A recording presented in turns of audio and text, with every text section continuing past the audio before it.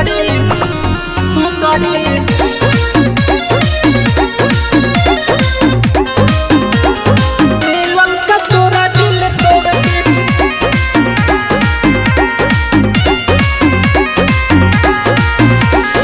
पढ़े के ते ही सिखैले तब धोखा काहे हमसे कैले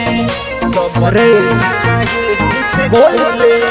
प्यारे पढ़े के ते ही सिखैले तब धोखा काहे हमसे कैले हम बनी विश्वास हम दूर देले चली गईले ते हमसे मुंह मोड़ के मिलन का तोरा दिल तोड़ के रे भोसड़ी मिलन का तोरा दिल तोड़ के चल गईले हमरा के छोड़ के रे भोसड़ी मिलन का तोरा दिल तोड़ के मिलन का तोरा दिल तोड़ के रे भोसड़ी मनु राज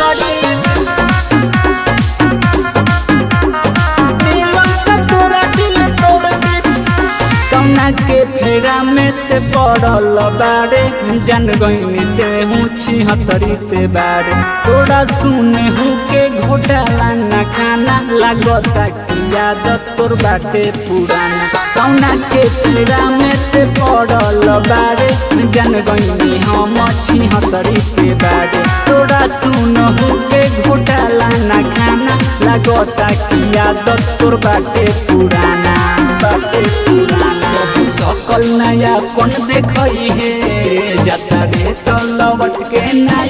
है कही देले बाड़ा बाग अब करब नहीं याद पूछले हब अपना हम लोग के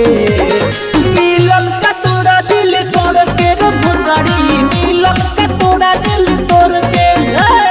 चल गईले हमरा के छोड़ के रे भोसड़ी मिलन का तोरा दिल तोड़ के मिलन का तोरा दिल तोड़ के रे भोसड़ी भोसड़ी मिलन का तोरा दिल तोड़ के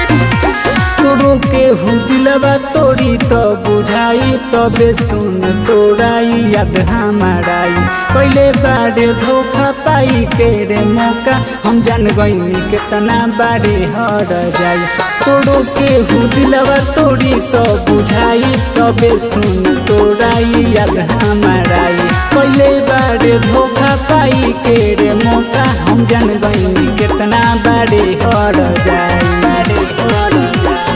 राजा के जल में फंसैले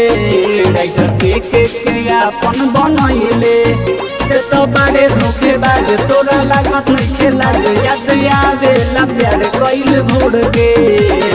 मिलन का तोरा दिल तोड़ के रे भोसड़ी मिलन का तोरा दिल तोड़ के चल गईले हमरा के छोड़ के रे भोसड़ी